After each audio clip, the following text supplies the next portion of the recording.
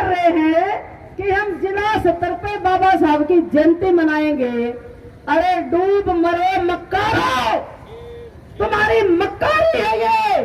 तुम बाबा साहब को मानते नहीं हो और हमारी जनता को गुमराह करने के लिए तुम जिला स्तर पर जयंती मना रहे हो।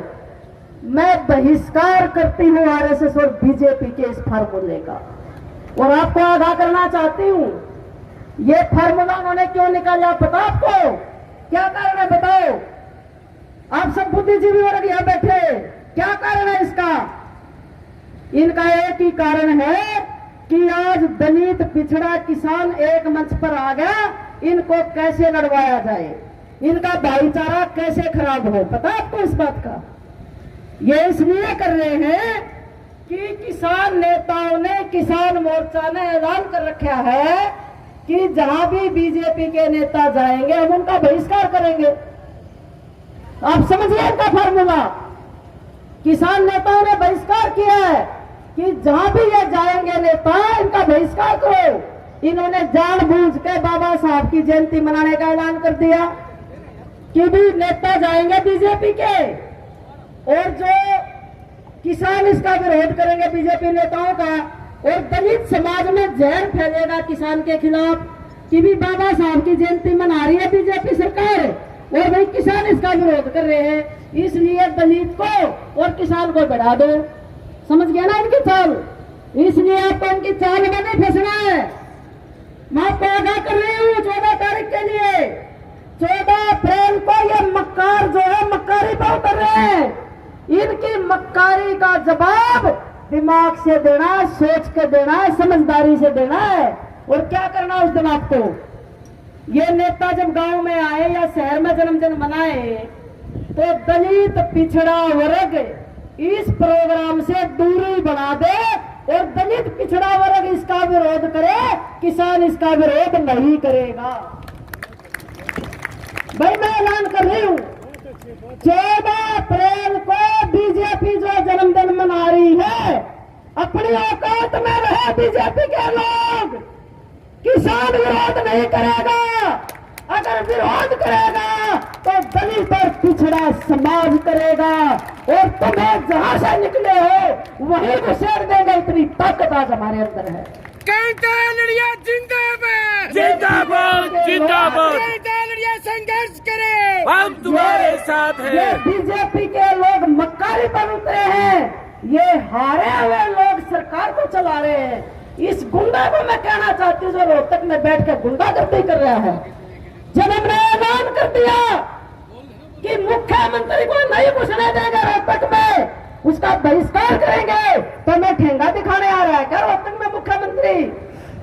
मुख्यमंत्री मनोहर लाल जी, कान खोल कर सुन लो मेरी बात।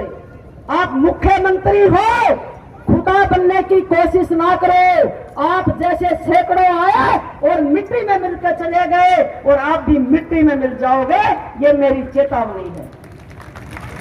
इस मंच के माध्यम से कहना चाहूंगी, हमारे ही समाज के, दलित समाज के बाबा साहब ने भी अपने समय में कहा था कि अगर मेरे मिशन को और मेरे को अगर कोई धोखा देगा तो मेरे ही समाज में गद्दार पैदा होके पढ़े लिखे वर्ग के लोग धोखा देंगे, अनपढ़ लोग धोखा नहीं देंगे। और वही चीज रोहतक में साबित हो गई है। कल पीजीआई में दलित समाज जाति के कुछ डॉक्टर जो आरएसएस के गुलाम है, जो बीजेपी के तलवे चाटते हैं, जिनके अंदर खून नहीं गुलामी का खून है, उनका खून पानी बन चुका है, वो 4-5 डॉक्टर इस मक्कार निकम्मे और गद्दार मुख्यमंत्री को पीजीआई में बुला रहे हैं। और वो भी किस मौके पे? कि बाबा साहब की जयंती मनाएंगे। भाई मेरी जान 100 में चली जाओ, मेरा ऐलान है जिस मंच से, और तुम्हारे से भी कह रही हूं जितने यहां बैठे हो, मुख्यमंत्री कल रोहतक में घुस के दिखा दे, एक एक आदमी अलग अलग चप्पे चप्पे पे खड़ा होगा और मुख्यमंत्री का विरोध करेगा। उसमें किसान नहीं होगा, उसमें टोटली दलित और बैकवर्ड समाज के आदमी होंगे। बोले ये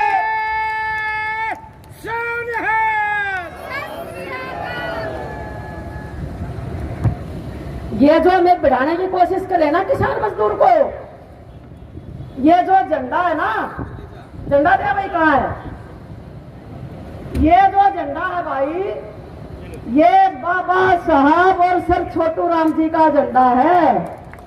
ये अकेले जो है बाबा साहब नहीं है, ये दो खानदान मिल गए। आज सोच लो, ये बाबा साहब का खानदान और दीन बंधु सर छोटू राम जी का खानदान का झंडा है। ये किसानों का प्रतीक।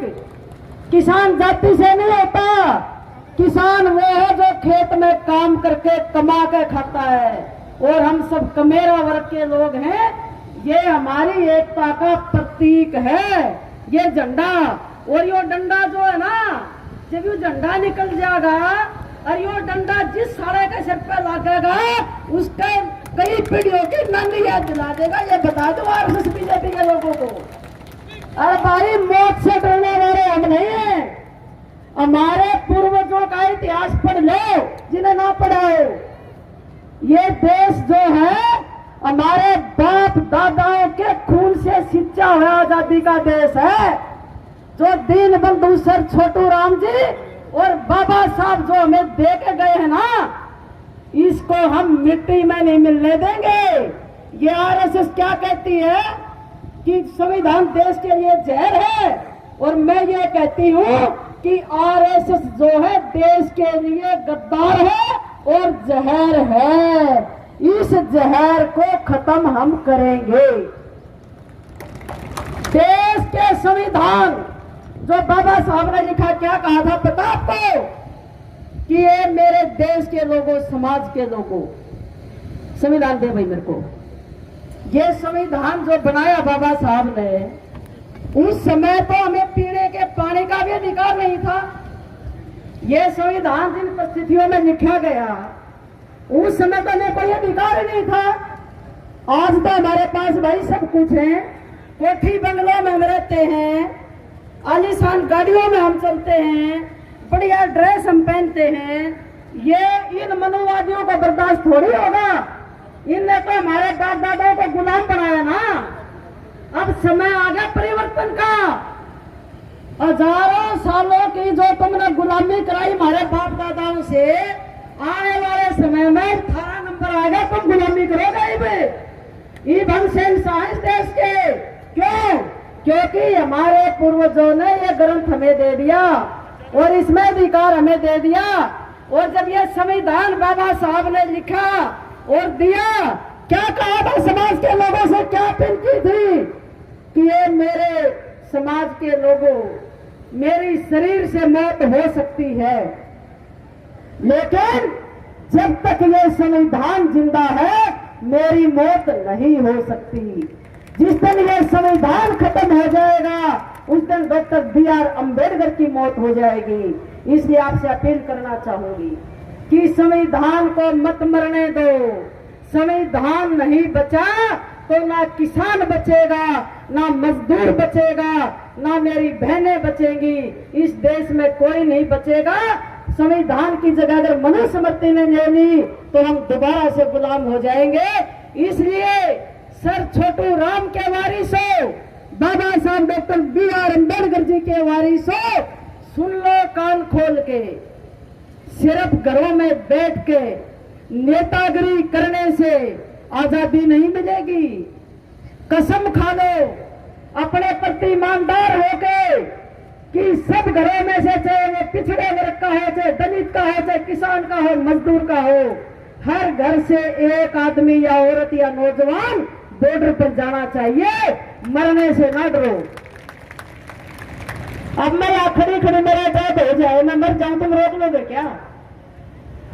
जीना मरना किसके हाथ में है? क्यों डरते हो मौत से?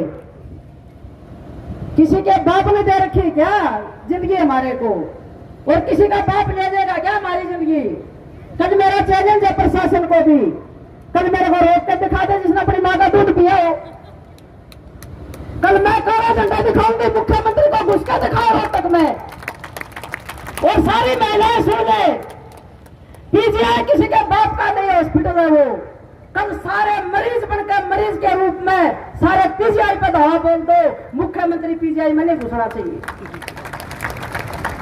जेल में चले जाएंगे, लाठी खा जाएंगे पुलिस की। पुलिस भी हमारी है भाई, तुम मारोगे एक तो भाई मेरा दावा है लठ हाथ में होगा, हम भी 4 मारने की हिम्मत रखते हैं, हम आराम का खाने वाले नहीं हैं।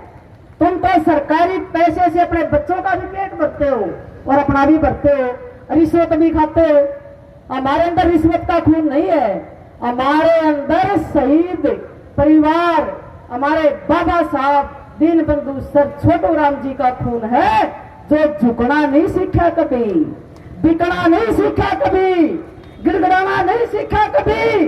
अगर हम बात करते हैं तो दुश्मन की आंखों में आंख मिलाकर बात करते हैं और हमारी आंखों के डर से दुश्मन भाग जाता है। और मैं सीएम को भी कहना चाहती हूं, तेरे में हिम्मत है तो कल रोहतक आ जा, चैलेंज है मेरा, आजा रोहतक कल आमने सामने होगी और रोके यहाँ का एसपी मेरे को, रोके यहाँ की पुलिस, और खासकर महिलाओं से कह रही हूं, सुन रहे हो मेरी आवाज?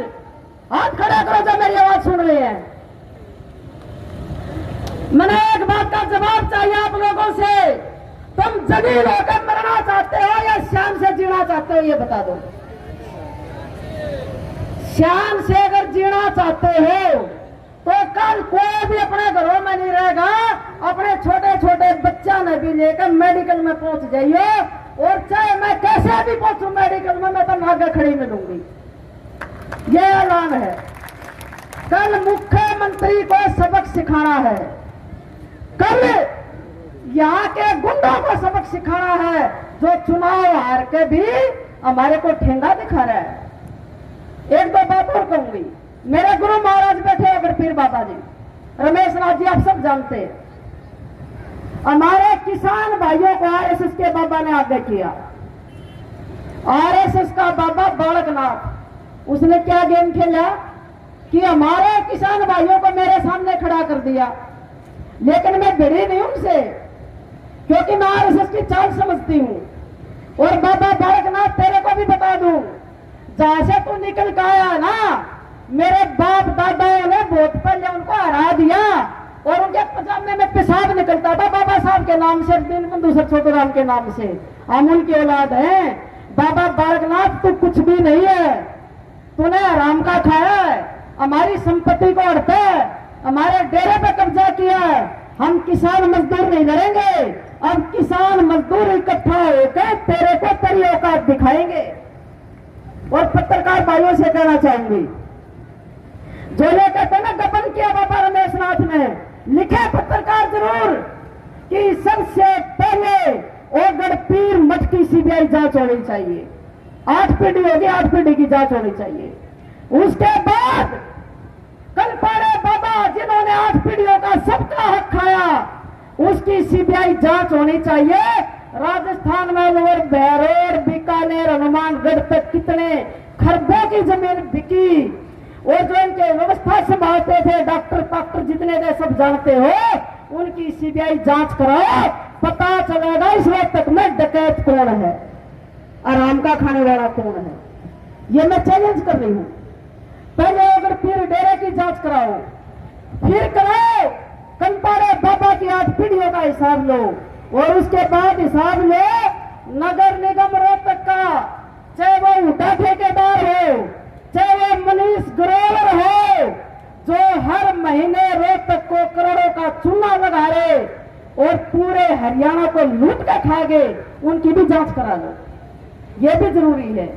भाई कांतागढ़िया ने तो अन्याय के खिलाफ, जुल्म के खिलाफ झंडा बुलंद कर रखा है, और जो किसान भाइयों को ये समझे कि किसान अकेला है, और इनका गलतफहमी है कि पंजाब और हरियाणा का किसान यहाँ बैठा है, वो बीजेपी आरएसएस गलतफहमी का शिकार ना हो।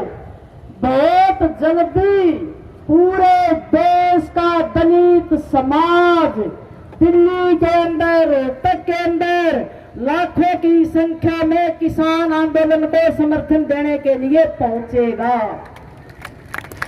जैसे तुगलकाबाद में रविदास मंदिर को तोड़ा गया था, उसी तर्ज पर लाखों की संख्या में आज हम किसान मजदूर इस देश में 100 करोड़ हैं।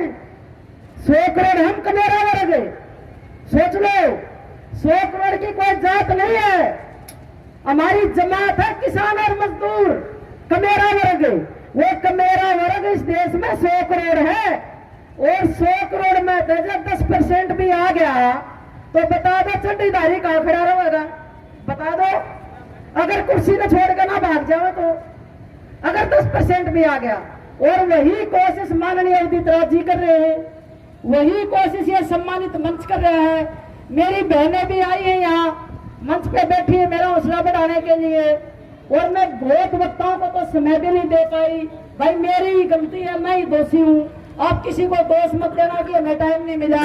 मैं आप सबसे हाथ जोड़कर माफी मांगती हूँ कि मैं सबको समय नहीं दे पाई बोलने के लिए।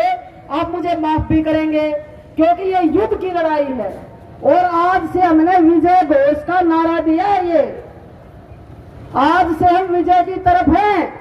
अब ये बौखला गई है बीजेपी आरएसएस।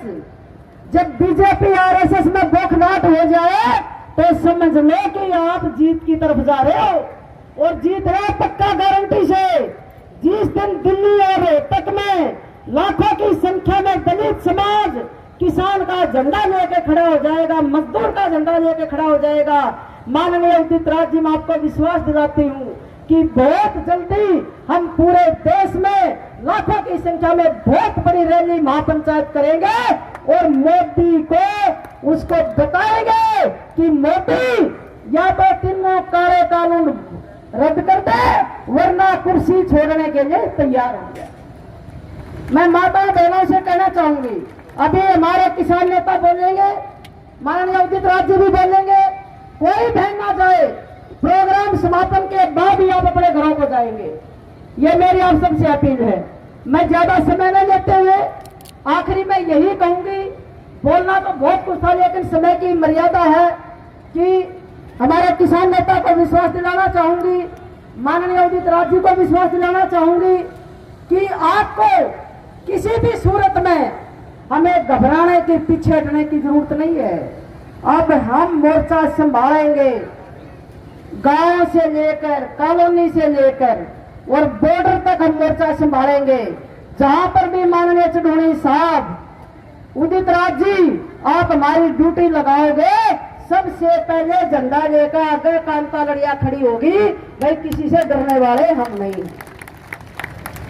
ग्राउंड पे काम करती हूँ, ग्राउंड पे काम करूंगी, और भाई जब तक बाबा साहब ने अधिकार दिया है उस अधिकार को जम के उसका उपयोग करूंगी, दुरुपयोग करने वालों को सबक सिखाऊंगी। ये मेरा एजेंडा है। जो संविधान को नहीं मानेगा हम उसको इस देश में नहीं रहने देंगे, चाहे वो कोई भी हो। इस देश में वही रहेगा, वही राज करेगा जो संविधान की इज्जत करेगा। ये मेरा नारा रहेगा। हम ना किसी जाति को मानते, ना हम धर्म को मानते, हम संविधान को मानते हैं, कानून को मानते हैं, महापुरुषों को मानते हैं। इसलिए जो संविधान की कदर करेगा वो हमारे सिर माथे, और जो संविधान को नहीं मानेगा वो हमारे पैरों के नीचे रहेगा। ये मेरा ऐलान है। आज के इस प्रोग्राम में मैं माननीय चढ़ोनी साहब का, माननीय उदित राज जी का, और मंच पर विराजमान सभी नेताओं का जो बाहर से भी आए हैं, और मेरी पूरी टीम जिन्होंने इस महापंचायत को सफल बनाने के लिए दिन रात करके मेहनत की है, मैं आप सबका बहुत बहुत धन्यवाद करती हूँ। अभी मात्र 2 वक्ता हमारे हैं, माननीय उदित राज जी अभी बोलेंगे, मैसेज देंगे, हमें आगे का मार्गदर्शन देंगे। उसके बाद हमारे किसान नेता माननीय श्री गुरनाम सिंह चढ़ोनी जी बोलेंगे। उसके बाद आप सभी महिलाएं मेरे से मिलकर जाएंगी, यहीं बैठेंगी, मैं सबसे मिलूंगी, सबसे बात करूंगी। उसके बाद आप सब लोग घर जाएंगे। ये मेरी आप सबसे अपील है। आज जितने भी किसान नेता, किसान समर्थक यहाँ पर आए हैं, जिनको मैं बोलने का समय नहीं दे पाई, जिनको मैं सम्मानित नहीं कर पाई, आप सबसे हाथ जोड़कर माफी चाहूंगी। और जो भी मैंने यहाँ आवाज निकाली है, मुद्दा लिया है, उस मुद्दे के ऊपर अपनी जान भी कुर्बान करके मैं हमेशा आगे बढ़ती रहूंगी।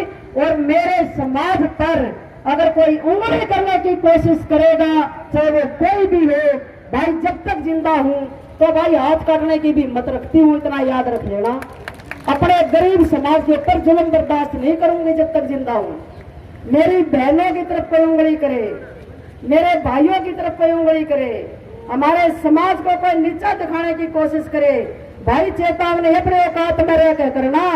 अब हम वो नहीं है जो तुम समझते थे, अब हम पढ़े लिखे समझदार हैं, किसी का दिया नहीं खाते, अपने बाप की कमाई खा रहे, तुम्हारे बाप की नहीं खा रहे। इसलिए ध्यान से रहना और स्वाभिमान से जिए। अपने सम्मान स्वाभिमान के लिए अपनी जान भी देनी पड़े तो हंसते हुए फांसी के फंदे को चूम जाओ, लेकिन सम्मान और स्वाभिमान से समझौता ना करो। और संविधान को बचाने के लिए आज जो किसानों ने आंदोलन किया है, ये गलतफहमी का शिकार ना हो कि किसान अपनी जमीन बचाने के लिए लड़ रहे हैं। ये एक बात है कि किसान अपनी जमीन बचाने के लिए नहीं लड़ रहा, किसान आज देश के संविधान को बचाने के लिए लड़ रहा है। किसान की लड़ाई देश के संविधान को बचाने की है। अगर किसान आंदोलन सफल होता है तो देश का संविधान बचेगा, अगर किसान आंदोलन सफल नहीं हुआ तो संविधान नहीं बचेगा। मेरी बात लिख के जाना।